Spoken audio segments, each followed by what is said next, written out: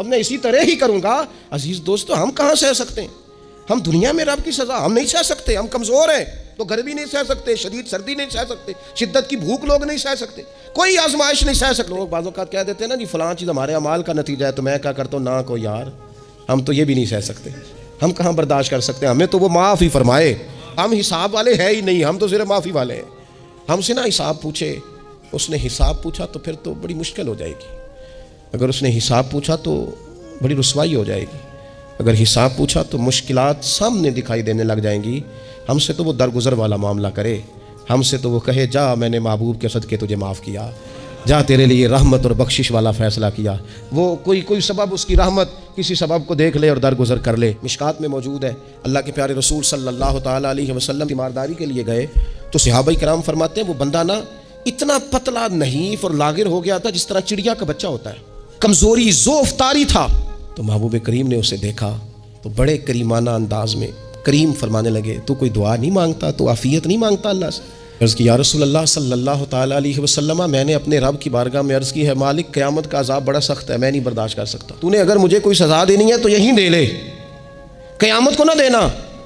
تو کہتے ہیں محبوب فرمانے لگے سبحان اللہ، او خدا کے بندے تو رب کی سزا دنیا میں بھی نہیں سہ سکتا، اللہ سے یہ بھی سوال نہ کر، تو رب سے کہہ ربنا آتنا فی الدنیا حسنۃ وفی الآخرۃ حسنۃ وقنا عذاب النار، تو رب سے دنیا میں بھی حسنہ مانگ، بھلائی مانگ، تو آخرت کے لیے بھی بھلائی مانگ، تو اس سے عافیت کا سوال کر، تو نے یہ سوال کیوں کیا؟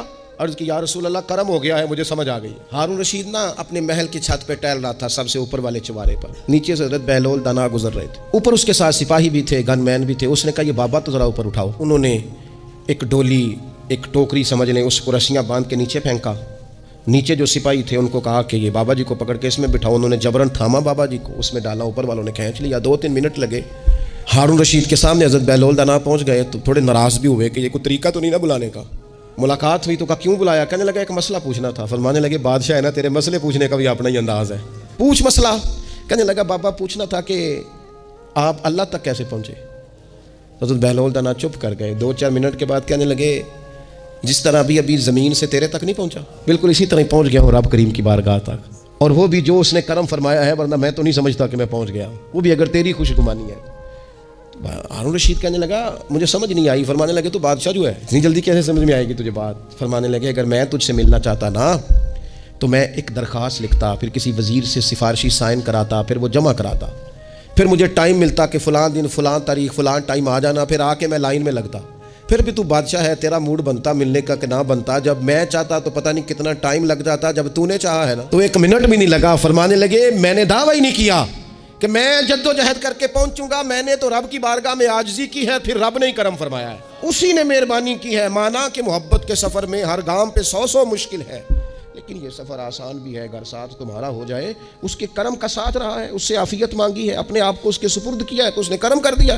جب تک یہ مزاج نہیں ہم بناتے کہ مالک سے عافیت کا سوال کریں، اپنے آپ کو اپنے رب کے حوالے کر دیں، اس کی رحمتوں کے سپرد کر دیں، اتنی دیر تک زندگی میں ٹھہراؤ نہیں آتا، قرار نہیں آتا۔ آپ یقین کریں اعلیٰ حضرت بریلوی رحمۃ اللہ علیہ کی کتابیں ہیں، ایک کتاب پر PhD ہو رہی ہے، اور انہوں نے 150 سال پہلے بیٹھ کر جو کچھ لکھا تھا بھائی نہیں لفظ بلفظ اس کی ضرورت آج محسوس ہو رہی ہے اور آنے والے وقت میں بڑھ رہی ہے۔ ان کے پاس کوئی ٹیم نہیں تھی، 50 لوگ نہیں تھے جو ان کے پاس بیٹھ کے لکھواتے، اپنا پریس نہیں تھا، ایسے لوگ نہیں تھے کہ جن کو پتا ہوتا کہ کتاب ہم کل چھاپیں گے اور اتنے فیصد یہ مارکیٹ میں نکل بھی جائے گی، ایسا کچھ نہیں تھا۔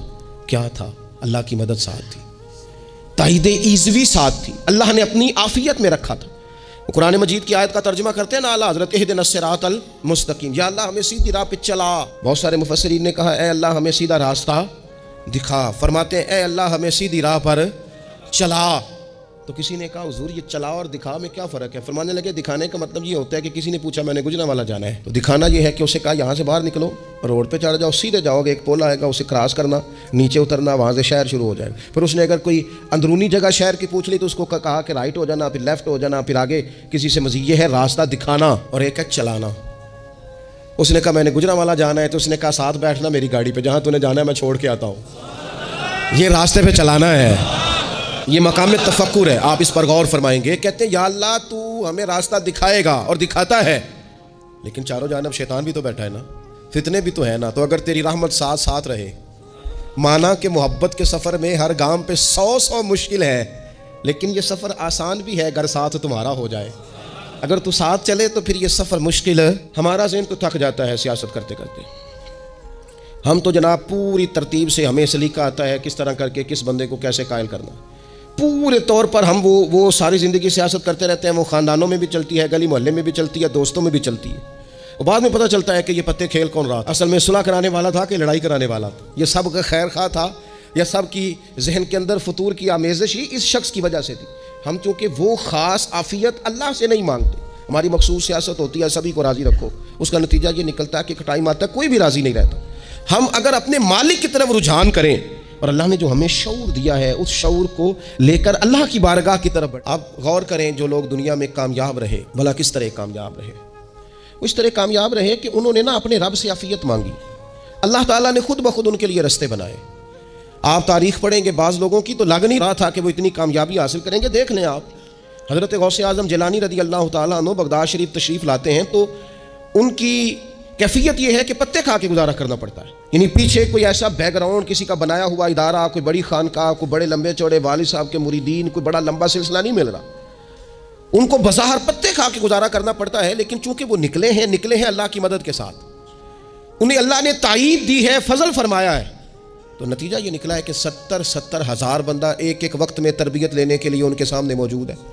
یہ اللہ نے اسباب بنائے ہیں, کیونکہ جب رب عافیت عطا کرتا ہے تو پھر اللہ اسباب بھی پیدا فرماتا ہے. بعض لوگ, کیونکہ میں کہہ چکا ہوں شروع میں کہ ہماری دینی روحانی تربیت نہیں ہوتی اور ہم کہیں سے باقاعدہ اسباق لینے کے قائل ہی نہیں ہوتے, پوری تربیت کا ہمارا مزاج نہیں ہوتا, اپنی عقل اور اپنا شعور اور اپنے حساب سے ہم زندگی کو بتانا چاہتے ہیں.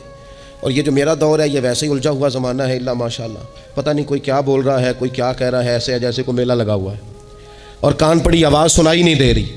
جس کی دکان پر کوئی گاہک نہیں وہ بھی کہہ رہا ہے لائنیں بنا لو. ایسا الجھا ماحول ہے اور ایسی آزمائش ہے کہ لوگ بیچارے پریشان ہیں. دیکھیں جب تربیت کے ساتھ انسان آگے بڑھتا ہے نا, ہمارے پاس مقتدا ہے اللہ رسول کا کلام, ہمارا پیشوا ہے رب رسول کا فرمان. جب ہم کتاب و سنت کی روشنی میں آگے بڑھتے ہیں تو پھر ہمارے لیے منزل آسان بھی ہوتی ہے اور قریب بھی ہوتی ہے. پھر ہمارے لیے آگے کی طرف سفر کرنا, آگے بڑھ جانا یہ آسان ہوتا ہے. نبی پاک نے بھی ارذل العمر ہونے سے پناہ مانگی. ہمارا یہ مزاج بن گیا ہے کہ ہم اپنے حق میں ایسی چیزوں کا سوال کر رہے ہوتے ہیں جو کئی دفعہ ہمیں مل جائیں تو ہمارا نقصان کریں. قرآن حکیم ایک جگہ پہ اللہ کریم نے فرمایا ہے کہ اگر سب لوگوں کو مال دے دوں تو بغاوت کریں, فساد ہو جائے. کیا مانا کہ اپنا نقصان کر بیٹھے لوگ.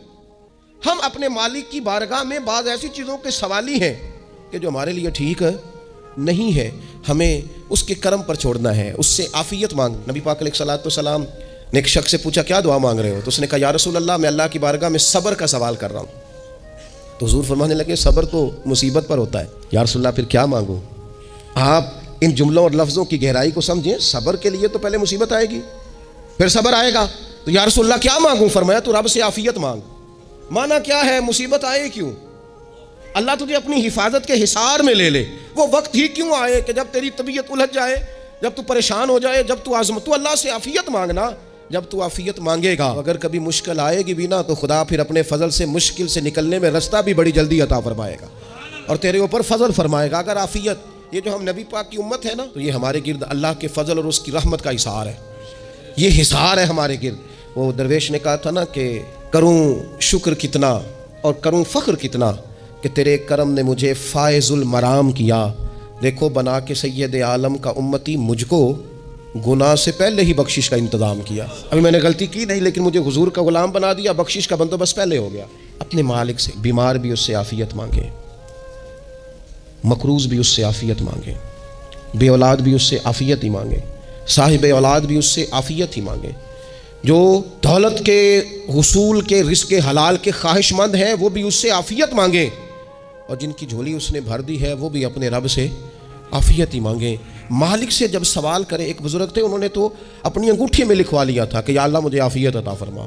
مگر جب بھی دیکھتا ہوں یاد آ جاتا ہے کہ اللہ سے عافیت مانگنی. اپنے مالک کی بارگاہ کے اندر دیکھو, میں نے دیکھا ہے وہ کسی نے کہا تھا کہ میری خواہش ہے کہ وہ تیری آرزو کرے پوری اور میری خواہش ہے کہ تیری آرزو بدل جائے. کچھ لوگ ایسی خواہشات بھی لے کے آتے ہیں کہ جو پوری نہ ہو تو بہتر ہوتا ہے. اس لیے آپ کو پتہ ہے موت مانگنا جائز نہیں دین میں. مصائب سے گھبرا کر, مشکلات سے گھبرا کر زندگی کے مد و جزر سے پریشان ہو کر موت کا سوال کرنا جائز نہیں. کس طرح جائز ہے؟ ان لفظوں کے ساتھ دعا کر سکتا ہے کہ یا اللہ جب تک میری زندگی بہتر ہے مجھے زندہ رکھ، اور جب میرا دنیا سے جانا بہتر ہے پھر تو مجھے اپنی بارگاہ میں بلا لے. یہ بھی کیا ہے؟ یہ بھی عافیت کا سوال ہی ہے کہ یا اللہ رکھ بھی تب تک جب تک رہنا بہتر. اس سے کرم مانگ. ہم نے محدود دعائیں رکھی ہوئی ہیں، محدود. وہ جی فلانا کام میرا ہو جائے تو بھئی وہ ایک ہو گیا، اس کے بعد پھر نئی ٹینشن بن جائے گی. نہیں، میں جی بچوں کی شادی کر لوں جی پھر میں فارغ ہوں. آپ شادی کر کے دیکھیں، لاگے پتہ جائے گا کیسے فارغ ہوتے ہیں. آپ یہاں رکتے کیوں ہیں؟ آپ خدا سے عافیت کیوں نہیں طلب کرتے؟ اس کی بارگاہ سے وہ کیوں نہیں مانگتے کہ جو ایک قطرہ ملے تو دنیا اور آخرت کے سارے کام ہو جائے؟ اس سے اس کی رحمت کا سوال کرے، اس سے اس کے کرم کا سوال کرے. اللہ کی بارگاہ میں بھی حاضر ہونا اور جچی تلی اور جناب ناپ تول کر اور محدود چیزوں کا سوال کرنا. مالک سے مانگیں، اور وہ جب دیتا ہے تو دیتا بھی بے حساب ہی ہے. وہ جب عطا کرتا ہے تو کرم کے دروازے کھول کے عطا کرتا ہے، ورنہ تو ایک الجھن سے انسان نکلتا ہے دوسری میں الجھ جاتا ہے. ایک گتھی کو سلجھاتا ہے. پھر اقبال رو پڑے تھے، کہنے لگے میں عقل کی گتھیاں سلجھا چکا ہوں، یا رب مجھے صاحب جنوں کر دے. اللہ یہ بڑا میں نے ہیر پھیر دیکھ لیا، مجھے دیوانہ بنا. اب مجھے جنون ہو، اب میں کسی کے لیے رویا کروں، اب میں کسی کی یاد میں تڑپا کروں، اب میں رات کسی کے لیے میری آنکھیں بیدار رہیں. یہ بڑی ہو گئی دنیا داری. عقل کی گتھی حالانکہ نہیں سلجھتی، اور اقبال کہتے ہیں عقل کی گتھیاں سلجھا چکا ہوں، یا رب مجھے صاحب جنوں کر دے. اور پھر کہنے لگے بجھی عشق کی آگ اندھیر ہے.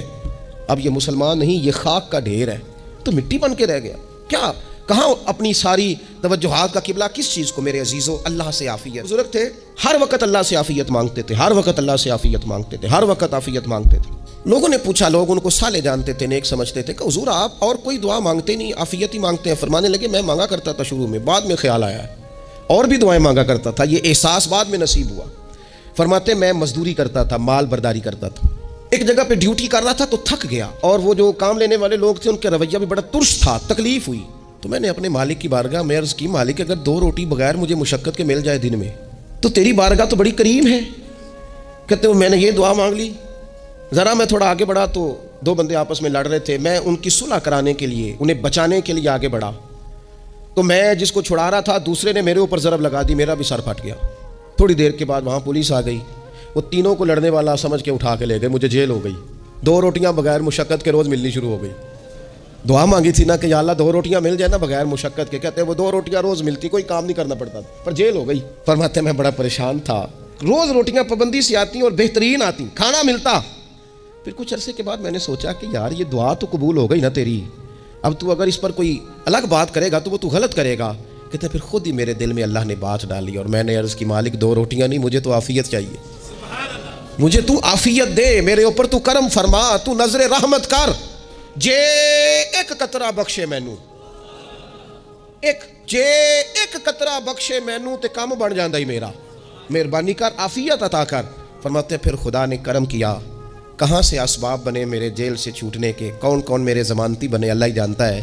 فرماتے ہیں دروازے بھی کھل گئے، رزق بھی ملتا ہے، صحت بھی میسر ہے، سجدہ بھی کر لیتا ہوں، سویرے تلاوت بھی کرتا ہوں، شام کو مدینے والے کی بارگاہ میں راج کے درود و سلام بھی عرض کرتا ہوں. میں ممکن ہوتا ہے تو کسی غریب کی داد رسی بھی کرتا ہوں. اب سمجھ آئی ہے.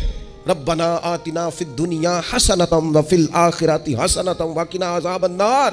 اب سمجھ آئی ہے رب سے جب بھی مانگنا ہے عافیت ہی مانگنی ہے.